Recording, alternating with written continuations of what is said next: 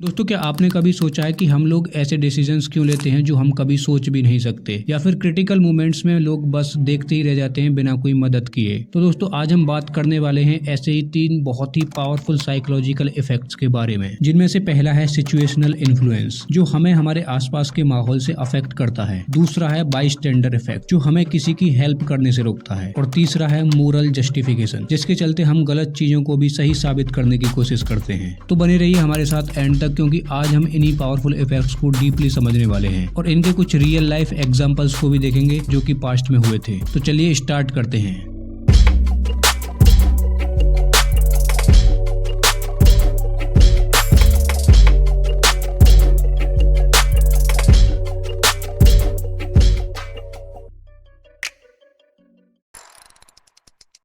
Situational influence. दोस्तों, 1972 में एक रियल लाइफ ट्रेजिक मोमेंट हुआ था उरुग्वेन एयरफोर्स फ्लाइट 571 के साथ, जिसे एंडीज फ्लाइट डिजास्टर के नाम से भी जाना जाता है। तो हुआ यह था कि 12 अक्टूबर साल 1972 को साउथ अमेरिका के उरुग्वे देश से एक प्लेन टेक ऑफ करता है। ये प्लेन जा रहा था चिली देश की राजधानी सैंटियागो में, और इसमें बैठे थे रग्बी टीम के हट्टे कट्टे प्लेयर्स। टोटल में 45 पैसेंजर्स थे। तो इन प्लेयर्स के फैमिली और फ्रेंड्स भी साथ में आए हुए थे। ये उड़ान कोई ज्यादा लंबी नहीं होनी थी, इसमें सिर्फ 3 घंटे लगने थे। लेकिन रास्ते में बीच में आती हैं विशाल एंडीज की पहाड़ियां। हिमालय की पहाड़ियों के बाद सबसे ऊंची पहाड़ियां यहीं पाई जाती हैं, और यही पहाड़ियां उन पैसेंजर्स के लिए एक बहुत बड़ी मुसीबत बन के खड़ी होने वाली थी। 12 अक्टूबर के दिन इन पहाड़ियों में तूफान आता है, जिसकी वजह से प्लेन आगे नहीं जा पाता है। पायलट्स डिसाइड करते हैं कि वो यहीं रुक जाएंगे और अगले दिन उड़ान भरेंगे। अर्जेंटीना के मेंडोसा शहर में प्लेन को रात के लिए लैंड करा दिया जाता है, और फिर अगले दिन ये विमान दोबारा टेक ऑफ करता है, और कुछ देर तक सफर काफी सुहाना रहता है। ये प्लेन सैंटियागो के काफी करीब पहुंच रहा था, लेकिन अचानक से प्लेन में भयानक टर्बुलेंस देखने को मिलती है, और प्लेन बहुत तेजी से ऊपर नीचे हिलने लगता है। प्लेन के चारों तरफ बादल आ जाने के कारण विजिबिलिटी बिल्कुल कम हो जाती है, जिसके कारण प्लेन एक पहाड़ी से जाकर टकराता है और वहीं पर क्रैश हो जाता है, जिसमें कि कुछ पैसेंजर्स की ऑन द स्पॉट डेथ हो जाती है।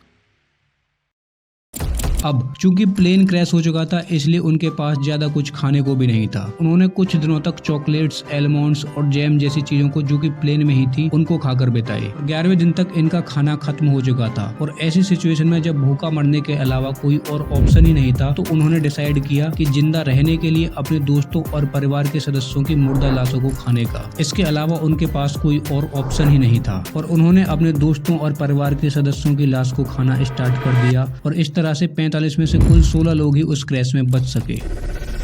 अब देखो, अगर किसी नॉर्मल कंडीशन में किसी भी इंसान से अगर पूछोगे कि क्या आप कभी किसी इंसान को खाना चाहोगे, तो कोई भी इस बात से बिल्कुल एग्री नहीं करेगा और मना कर देगा। बट अकॉर्डिंग टू साइकोलॉजी, अगर कोई ऐसी सिचुएशन आ जाए तो हम कई बार ऐसे कदम उठा लेते हैं जिसके हम पहले बहुत ही ज्यादा अगेंस्ट थे, जो कि स्टैनफोर्ड प्रिजन एक्सपेरिमेंट में भी हुआ था। उसमें भी यही बताया गया था कि अगर आप लोगों को ऐसी सिचुएशन में डाल दो जहाँ लोगों के हाथ में पावर हो, तो वो उस पावर का इस्तेमाल कई बार गलत तरीके से करने लग जाएंगे। Number 2, bystander effect. दोस्तों, अगर आप किसी का मर्डर होते हुए देखो, तो क्या आप उस इंसान को बचाने के लिए जाओगे, या फिर क्या आप उस मोमेंट पर पुलिस को कॉल करोगे? इस केस में ज्यादातर लोगों का आंसर होगा यस। बट 1964 में न्यूयॉर्क सिटी में किटी जेनोविस नामक एक महिला एक दिन अपने अपार्टमेंट बिल्डिंग से बाहर आ रही थी। तभी एक आदमी जिसका नाम विंस्टन मूजले था, उसने किटी जेनोविस के ऊपर अटैक करना स्टार्ट कर दिया। वो किटी को असॉल्ट करने लगा और चाकू से उसकी बॉडी को घोंपने लगा, और ऐसा वो लगातार 30 मिनट्स तक करता रहा। इस दौरान किटी जेनोविस कई बार रोई, चिल्लाई, गिड़गिड़ाई कि मुझे छोड़ दो, और उसने लोगों से भी मदद की कई बार गुहार लगाई कि मुझे बचाओ, ये आदमी मुझे मार रहा है। But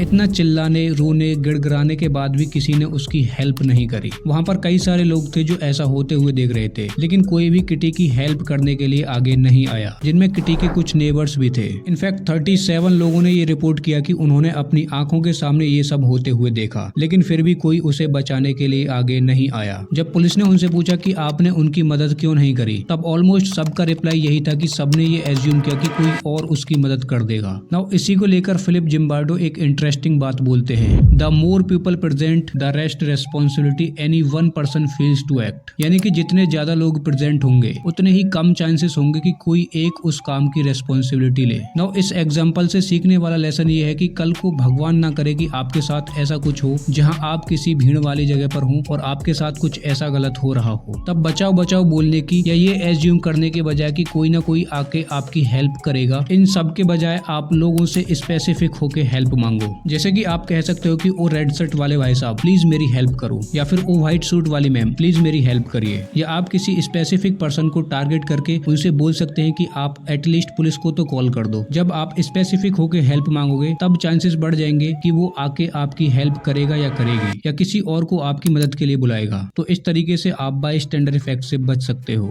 number 3, moral justification. दोस्तों 1692 में सलेम विच ट्रायल्स के नाम से एक बहुत ही फेमस इंसिडेंट हुआ था। मैसाचुसेट्स में पुरिटन नाम की एक कम्युनिटी थी जिन्होंने ये मान्यता बनाई कि उन्हें अपनी सोसाइटी से ईविल यानी कि बुराई को खत्म करना है, जिसके लिए उन्होंने वहाँ की बहुत सारी औरतों को मारना चालू किया जो कि काला जादू करती थी। उन्होंने बहुत ही मैसिव स्केल पर औरतों के साथ बहुत ही डरावने और दिल दहला देने वाले एक्ट्स करना स्टार्ट कर दिए। उनको जेल में डालकर टॉर्चर करना, फांसी लगा देना, बुरी तरह से पीटना और भी न जाने क्या क्या। और ये सभी चीजें हो रही थी सभी महिलाओं के साथ जो कि काला जादू करती थी। और ये सब क्यों हुआ? क्योंकि उन्हें अपनी सोसाइटी को प्योरीफाई करना था जो कि इन महिलाओं की वजह से ईविल हो गई थी, और इसीलिए वो लोग ये सारी चीजें कर रहे थे महिलाओं के साथ। जिसके लिए साइकोलॉजिस्ट फिलिप जिम्बार्डो कहते हैं कि frame your actions as serving a noble purpose and you can justify anything. यानी कि आप अपने गलत एक्शंस को भी जस्टिफाई कर सकते हो ये कहकर कि आप ये सब बुराई को हटाने के लिए कर रहे हो या फिर एक ग्रेटर गुड के लिए कर रहे हो। आपने देखा भी होगा कि कई सारे लोग मासूम पशुओं की बलि दे देते हैं ये कहकर कि इससे हमारे कर्म शुद्ध होंगे या हमें स्वर्ग मिलेगा या हमें बेहतर हूरें मिलेंगी और भी न जाने क्या क्या। ऐसी अनगिनत सुपरस्टिशियस एग्जांपल्स आप देखते होंगे अपनी एवरीडे लाइफ में। अगर अभी आपके दिमाग में कोई ऐसा एग्जांपल आ रहा है तो कमेंट सेक्शन में जरूर मेंशन करना, और अगर आप चाहते हो कि मैं इस वीडियो का पार्ट 2 भी बनाऊं तो कमेंट सेक्शन में जरूर बताना। बाकी ऐसी और भी वीडियोस के लिए इस चैनल को सब्सक्राइब जरूर कर दें।